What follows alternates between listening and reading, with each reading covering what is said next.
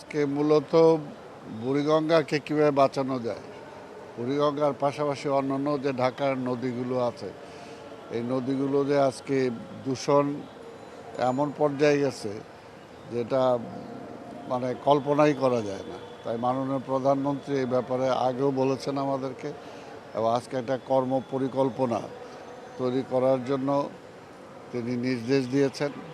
এখানে আমাদের বিভিন্ন মন্ত্রণালয়গুলো এবং আমাদের বাংলাদেশ নেভি এবং সিটি কর্পোরেশন সহ যে সমস্ত সংস্থাগুলো আছে সবাইকে সমন্বিত করে একটা কর্মপরিকল্পনা গ্রহণ করা, যাতে অতি দ্রুত নদীকে রক্ষা করা যায়, পরিবেশকে বাঁচানো যায়। এই ব্যাপারে কি করা যায় সে ব্যাপারে তিনি নির্দেশ দিয়েছেন। আগামী 1 মাসের মধ্যে এই ব্যাপারে কার্যকর ভূমিকা গ্রহণ করতে হবে। কলকারখানা যেগুলো আছে তারা যাতে সরাসরি নদীতে না ফেলতে পারে এবং সেগুলোকে ফেলার আগে যাতে একটা প্রসেসের মধ্য দিয়ে যে বিষাক্তটা যাতে নদীতে না পড়ে সেই ব্যাপারে ইটিপি এসটিপি যেখানে যা বসানো দরকার সেগুলো বসাইতে হবে, এবং এগুলো সারা দেশের জন্যই হবে। তবে এই মুহূর্তে ঢাকাকে কেন্দ্র করে কার্যক্রমটা শুরু হচ্ছে।